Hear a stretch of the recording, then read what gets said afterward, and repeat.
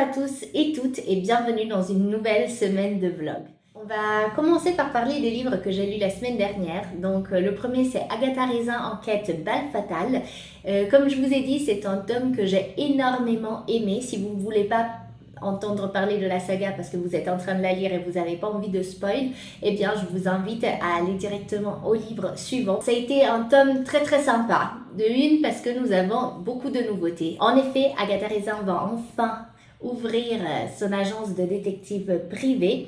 Pour ceci, elle aura besoin d'une secrétaire qui l'aide dans tout ce qui est un peu la paperasse de bureau et elle va embaucher Emma qui s'avère être sa nouvelle voisine.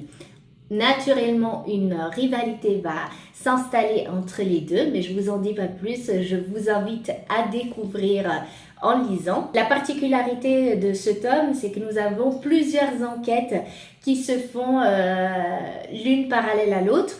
Et du coup, c'est un tome très riche. J'ai vraiment passé un excellent moment et je vous invite donc à le découvrir.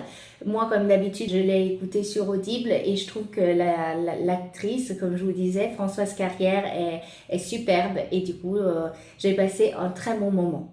Le deuxième livre dont je vais vous parler donc, c'est La Belle de Jérusalem et je n'ai pas grand chose à vous dire de plus par rapport à ce que je vous ai dit la semaine dernière parce que ce livre ne m'a pas plu plus que ça. Sur 5, je lui attribuerai une note de 3 parce que le contexte politique, religieux, historique est très intéressant, mais mis à part ça, je n'ai eu aucune empathie pour les personnages, je les ai vraiment trouvés odieux.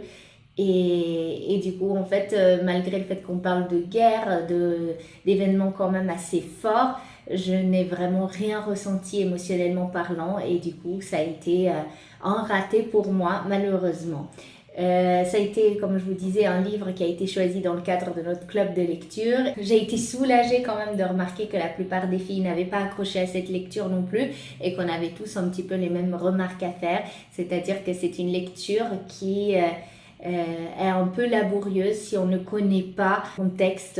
Je me suis sentie souvent larguée parce qu'il n'y a aucune explication. L'autrice part déjà avec l'idée que tout est extrêmement clair, or ce ne l'était pas pour moi. En tout cas, si c'est un thème qui vous intéresse, eh bien je serais ravie d'avoir votre avis dessus parce que malgré le fait que je n'ai pas aimé, c'est un livre qui a eu énormément de succès.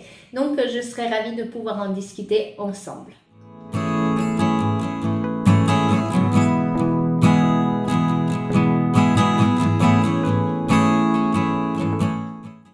Je vais vous parler aujourd'hui du tome 3 de Blackwater. Blackwater, si vous ne connaissez pas, c'est un peu la saga à lire cette année.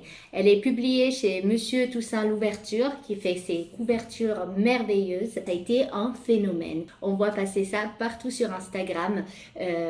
Tous les livres sont quasiment en rupture de stock chez n'importe quel libraire et c'est devenu très difficile de se les procurer. Donc voilà, si jamais vous en trouvez un sur votre chemin, ne loupez pas votre occasion, prenez-le parce que je ne sais pas quand ça va se reproduire. J'ai eu la chance de lire le premier tome du coup grâce à mon club de lecture parce que notre chère Sarah nous l'a proposé lors du club du mois de mai si je ne me trompe pas. Et j'ai été ravie de découvrir. Ceci dit, en toute sincérité, pour moi, ça n'a pas été le coup de cœur tant attendu comme pour la plupart des gens. J'ai trouvé la saga très sympathique, mais voilà, il me manquait le petit plus pour pouvoir accrocher complètement. Alors, on va vous parler de la petite ville de Perdido, au cœur des États-Unis au début des années 1900. La ville est gérée, on va dire, par 3 clans différents. Le clan des Bordenave, le clan des Turcs, si je ne me trompe pas, et le clan des Casquets, qui est celui qui nous intéresse majoritairement. On va suivre le clan des Casquets sur plusieurs années et on va voir cette famille évoluer. L'histoire va débuter donc avec le fils Casquet qui s'appelle Oscar, qui va rencontrer lors d'une crue justement du fleuve, mademoiselle Elinor qui mystérieusement se trouvait dans le seul hôtel de la ville et qui semblait complètement insonnaise, pas du tout apeurée, alors qu'elle disait que ça faisait plusieurs jours qu'elle attendait que quelqu'un vienne la sauver. Il y a beaucoup de mystères dès le départ, parce qu'on se rend compte qu'effectivement la personne qui accompagne Oscar, qui est un de ses, majordomes, un peu un homme à tout faire dans la maison, il se rend bien compte qu'il y a quelque chose de louche dans cette histoire, puisqu'il voit la délimitation de l'eau sur les murs et il voit bien que la chambre elle était complètement submergée et que donc mademoiselle Elinor n'avait pas pu passer les 3 jours à l'intérieur de l'hôtel. Mais bon, en étant en pleine période un peu de ségrégation et tout ça, il se garde bien de dire ce qu'il pense à son maître et il décide de ramener du coup mademoiselle Elinor avec Oscar, où tout le monde s'est réfugié à cause de la crue. Donc à partir de là, on va voir ce qui va se passer. Les bases de la saga sont posées, on se dit Elinor, clairement, elle cache quelque chose. Je ne vais pas vous spoiler, bien évidemment, vous allez voir c'est quoi. J'ai lu le premier tome avec beaucoup de plaisir, mais je suis restée quand même un petit peu sur ma faim par rapport à la fin. J'ai eu la chance de lire le deuxième assez rapidement ensuite et j'ai trouvé que dans le deuxième tome, il se passait pas grand chose. Je ne comprenais pas pourquoi tout le monde était si enthousiaste par rapport à cette saga. Et puis, j'ai lu le tome 3 et sincèrement, j'ai adoré. J'ai passé un super moment. Je ne vais pas vous dire que c'est un coup de cœur, parce que ça ne l'est pas.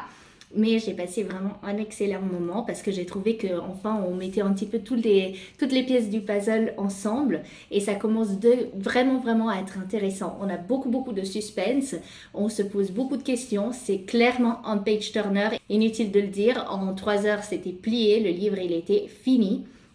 Et j'ai passé un super moment et je n'ai qu'une hâte, c'est de lire le tome 4. Je ne peux que vous encourager à découvrir cette saga. Si vous aimez les sagas familiales avec beaucoup de mystères, du suspense, eh bien c'est la saga pour vous. Et si vous êtes comme moi, qu'après les 2 premiers tomes, vous êtes vous avez un avis un petit peu mitigé, eh bien je peux que vous encourager à lire le tome 3 parce que je pense qu'il pourrait bien vous faire accrocher. Et sinon, je suis en train de lire La Dame aux Sari Bleus, qui est un livre que j'ai trouvé en boîte à livres en juin, je crois, dans le Luberon. Et le titre, il m'a énormément plu, donc je me suis dit qu'il fallait que je le lise. Donc pour vous faire un petit pitch, on va suivre Zelda. Zelda, c'est une jeune fille qui a grandi sur une petite île de Tasmanie avec son père. Sa mère étant décédée quand elle était très jeune d'un grave accident d'auto. Donc du coup, la petite Zelda n'est jamais sortie de l'île, ne connaît pas le continent, ne connaît rien du monde. C'est une vie clairement paisible, mais bon, elle n'en connaît pas d'autres et ça a l'air de lui plaire. On sait tout de suite dans les premiers chapitres qu'il va y avoir un décès et le décès, c'est celui de son papa, auquel elle est très attachée et qui va être pour elle vraiment un coup très dur parce qu'elle va se retrouver du jour au lendemain orpheline. Elle est perdue, elle ne sait pas ce qu'elle fait et elle ne sait pas où aller et en ramassant toutes les affaires, en faisant du tri pour pouvoir quitter le cabanon dont elle n'est plus la propriétaire, elle va tomber sur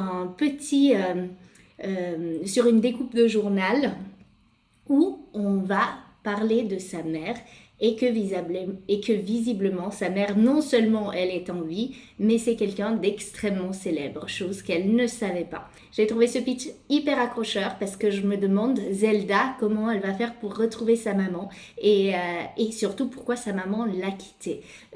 Au début, j'avais un petit peu de peine à accrocher à la plume, je trouvais qu'elle était pas brute, mais les faits ils sont exposés très rapidement. Je ne me sentais pas encore particulièrement concernée par l'histoire, mais là je commence vraiment à être dedans et j'aime beaucoup. Il y a une double temporalité, on va suivre dans un premier temps Zelda dans sa vie voilà, de jeune adulte et en même temps on va suivre la vie de jeune adulte de sa maman quelques années en arrière. Donc c'est super intéressant, très accrocheur et j'ai qu'une hâte, c'est de poursuivre la lecture en espérant ne pas être déçue. Donc je vous tiendrai au courant de l'avancée d'ici quelques jours.